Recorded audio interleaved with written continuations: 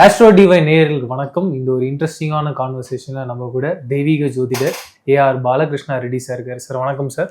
குரு பிரம்மா, குரு விஷ்ணு, குருதேவோ மகேஸ்வரக, குரு சாட்சாத் பரபிரம்மா, தஸ்மை ஸ்ரீ குருவே நமக. என் அன்பு ஆஸ்ட்ரோ டிவைன் நேயர்களுக்கும் என் அன்பு சகோதரருக்கும் என் அன்பு வணக்கங்கள். சார், சனி வக்ர பயிற்சி அப்படின்றத சொல்றாங்க. அப்படின்னா என்ன? இது வரைக்கும் சனி பகவான் பல்வேறு விஷயங்கள் பண்ணி நம்ம பார்த்துருக்கோம். அவர் நார்மலாக வரும்போதே மக்கள்லாம் அவர் வக்கரமாக இருக்காருன்றத சொல்லுவாங்க. இப்போ வக்ர பயிற்சியில் வரான்ற போது அவர் எப்படி இருப்பார்ன்ற ஒரு கேள்வி வருது. அதான் 7.5 சனி, அஷ்டம சனி, அர்த்தாஷ்டம சனி, கண்டக சனி, சனி மகாதிசை அப்படின்னு பல்வேறு ரூபத்தில் சனீஸ்வரர் ஜாதகத்தில் இருக்கார். சனீஸ்வரர் வக்ரம் எதற்காக அடைகிறாரு அப்படின்னா, சனியினது 3ஆம் வீட்டிலிருந்து 5ஆம் வீட்டு வரைக்கும் நம்ம செவ்வாய் கடக்கும் காலத்தில் சனி வக்ரன் ஆயிடுவார். இவர் குளிர்ச்சி கிரகம். சனீஸ்வரருடைய தாக்கம் போகும், சனி பிரீத்தி ஏற்படும். அந்த கிரக சாரங்கள் உங்களுக்கு எப்படிப்பட்ட நீச்சத்தில் இருந்தாலும் உச்சத்தில் இருந்தாலும் அது உங்களுக்கு சாதனையான பலனை கொடுக்கும், சாதகமான பலனை கொடுக்கும். கும்ப ராசிக்கு இந்த சனி வக்ர பயிற்சி எப்படி இருக்க போகுது? ரொம்ப ரொம்ப கவனமாக இருக்கும். செய்யாத குற்றத்துக்கு தண்டனைகள், மான அவமானங்கள், குடும்பம், வாக்கு, தனம் என்று சொல்லக்கூடிய 2ஆம் இடத்துல சனீஸ்வரர். அவர் இப்போ ஜென்மத்தையே பார்க்க போகிறார். குரு பார்வையும் இல்லை. அப்போ நான் எதுவுமே சொல்ல, நல்லா இருக்கியான்னு ஒரு கேள்வி கேட்டதுக்கு அது ஒரு சண்டை. சரி, நீங்கள் சொன்ன மாதிரியே ஒரு வேலை பண்ணிக்கிட்டு இருக்கோம், வேற ஒருத்தன் தப்பு பண்ணுறான், அதுக்கு என்ன பிடிச்சி மேனேஜர் திட்டுறாரு. கண்டிப்பாக மேலதிகாரிகளை புரிய வைக்கிறது ரொம்ப கஷ்டம்.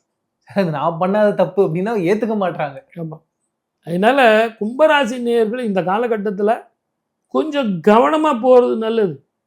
அப்போ நம்ம என்ன பண்ணோம், மேலதிகாரிகளுக்கு சிங் சங் சங் சார் நீங்கள் தான் சார் கரெக்டாக சொன்னீங்க சார், எப்படி சார் சொன்னீங்க அந்த மாதிரி அப்படின்னு ஒதுங்கிறது நல்லது.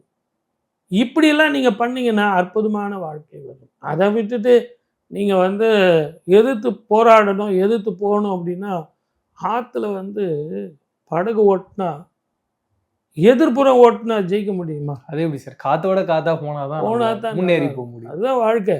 அப்போ கும்பத்துக்கு மிக கவனமாக இருக்க வேண்டிய காலம். சர்வ ஜாக்கிரதையாக இருக்கணும். 12ஆம் இடத்துல ராகு வேற வரப்போகிறார்.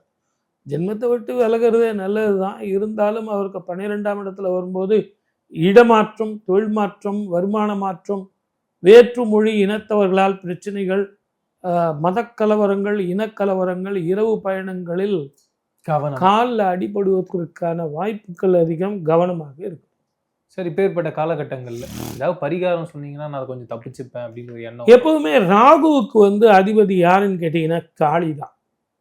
துர்கை, காளி இவங்க 2 பேரும் செவ்வாய்க்கிழமையில் போயிட்டு செவ்வாயினுடைய அதிபதி முருகனுடைய காலகட்டங்களில் முருகன் கோவிலில் சக்தி வழிபாடு, துர்கை வழிபாடு, ராகுகால வழிபாடு, ராகு காலத்தில் எலுமிச்சம்பழம் தீபம் போட்டு வழிபடுறது, முருகனுக்கு பாலாபிஷேகம் வாங்கி கொடுக்கறது, இளநீர் வாங்கி கொடுக்கறது, உங்கள் பேரில் அர்ச்சனை பண்ணுறது, இதெல்லாம் செஞ்சிங்கன்னா உங்களுக்கு அற்புதமான பலன் கிடைக்கும். முதல்ல மன நிம்மதி கிடைக்கும். கும்பராசி நேயர்களுக்கு பணம் பட்டம் பதவி வருதோ இல்லையோ, வழக்கு, வியாஜ்யங்கள், போலீஸ் ஸ்டேஷன், கோர்ட்டு, கேஸு, இதில் இருந்து தப்பிக்கணும்னா வாயை கட்டணும்.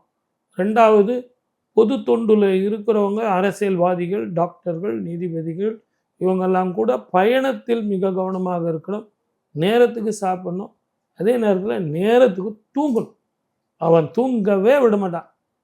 அன்னைக்குன்னு பார்த்து ஏதோ யோசனை ஓடிக்கிட்டே இருக்கும், மைண்ட் ஓடிக்கிட்டே இருக்கும். நீங்கள் பிரெயின் சுவிட்ச் ஆஃப் பண்ணிட்டு தூங்கணும். அப்படி தூங்குனீங்கன்னா நல்லாயிருக்கும். நிறைய விஷயங்கள் பேசணும் சார், மீண்டும் சந்திப்போம். நன்றி. சனீஸ்வரர் வக்ரம் எதற்காக அடைகிறாரு அப்படின்னா, சனியினது 3ஆம் வீட்டிலிருந்து 5ஆம் வீட்டு வரைக்கும் நம்ம செவ்வாய் கடக்கும் காலத்தில் சனி வக்ரன் ஆயிடுவார். இவர் குளிர்ச்சி கிரகம், செவ்வாய் வெப்ப கிரகம். இருவருமே குளிர்ச்சியும் வெப்பமும் சேரும்போது அது என்ன பிரச்சனை, பிரளயம் வர்றதுக்கான வாய்ப்புகள். ஐஸ் கட்டி கரையும், கண்டிப்பாக வெயில் அதிகமாக இருக்கும், மழை பிரச்சனைகள் இருக்கும், நீர்நிலைகள் பாதிக்கும், பூகம்பங்கள் உருவாகும், இயற்கை அழிவுகள் இருக்கிறதோட சேர்ந்து போர் பதட்டம் இருக்கும், ஓகே. மதக்கலவரங்கள், இனக்கலவரங்கள், அதே மாதிரி ஜாதி பேதங்கள் இதெல்லாம் இருக்கும். ஒரு பயணத்துல வந்து நிம்மதியான பயணங்கள் இருக்காது. அரசியல் போக்குகளே ஒரு மாறுதலா இருக்கும், ஒரு வைப்ரண்டா இருக்கும். இப்பேற்பட்ட காலகட்டங்கள்ல ஏதாவது பரிகாரங்கள் சொல்லி ஏதாவது பரிகாரங்கள் செஞ்சு எங்களை காப்பாத்திக்க முடியாதான்ற ஒரு கேள்வி மக்கள் கிட்ட இருக்கும். அப்படி ஏதாவது இருக்குங்களா? பொதுவா சனீஸ்வரர் அப்படின்னா, சனீஸ்வரர் பிரீத்தி என்ன அப்படின்னா, ஊனமுற்றவர்களுக்கு தானம் பண்றது, தர்மம் பண்றது மிகப்பெரிய திருப்பத்தை கொடுக்கும். அதே மாதிரி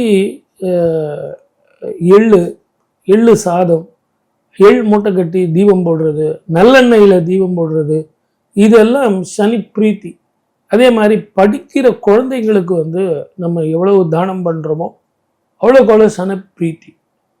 உடல் ஊனமுற்றவர்களுக்கு நீங்க தானம் பண்ணும்போது சனிக்கு வந்து அவருக்கு மற்றொரு பேர் என்னன்னு கேட்டீங்கன்னா முடவன்னு பேர். அந்த முடவன்னு இருக்கிறதுனால அவருக்கு வந்து ஒரு பிரீத்தி ஏற்பட்டு அந்த தாக்கம் வந்து மிகப்பெரிய பிடிப்பு இருக்காது. ஸோ இந்த மாதிரி சின்ன சின்ன தானங்களும் தர்மங்களும் செஞ்சாலே சனீஸ்வரருடைய தாக்கம் போகும், சனி பிரீத்தி ஏற்படும். அந்த கிரக சாரங்கள் உங்களுக்கு எப்படிப்பட்ட நீச்சத்தில் இருந்தாலும் உச்சத்தில் இருந்தாலும் அது வந்து உங்களுக்கு சாதனையான பலனை கொடுக்கும், சாதகமான பலனை கொடுக்கும். அப்படின்னா என்ன? இது வரைக்கும் சனி பகவான் பல்வேறு விஷயங்கள் பண்ணி நம்ம பார்த்துருக்கோம். அவர் நார்மலா வரும்போதே மக்கள்லாம் அவர் வக்கரமா இருக்காருன்றத சொல்லுவாங்க. இப்போ வக்கர பயிற்சியில வரான்ற போது அவர் எப்படி இருப்பார்ன்ற ஒரு கேள்வி வருது. அதான் 7.5 சனி, அஷ்டம சனி, அர்த்தாஷ்டம சனி, கண்டக சனி, சனி மகாதிசை அப்படின்னு பல்வேறு ரூபத்தில் சனீஸ்வரர் வந்து ஜாதகத்தில் இருக்கார்.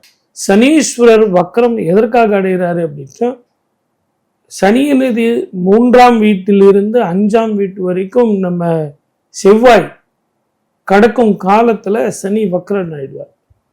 இவர் வந்து குளிர்ச்சி கிரகம். சனீஸ்வரருடைய தாக்கம் போகும், சனி பிரீத்தி ஏற்படும். அந்த கிரக சாரங்கள் உங்களுக்கு எப்படிப்பட்ட நீச்சத்தில் இருந்தாலும் உச்சத்தில் இருந்தாலும் அது வந்து உங்களுக்கு சாதனையான பலனை கொடுக்கும், சாதகமான பலனை கொடுக்கும்.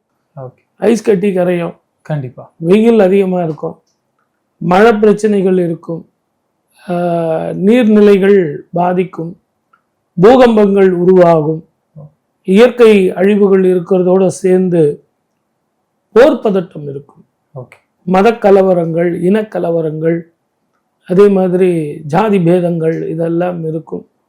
ஒரு பயணத்துல வந்து நிம்மதியான பயணங்கள் இருக்காது.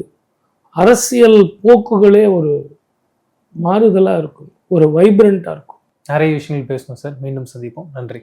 ரொம்ப நன்றி.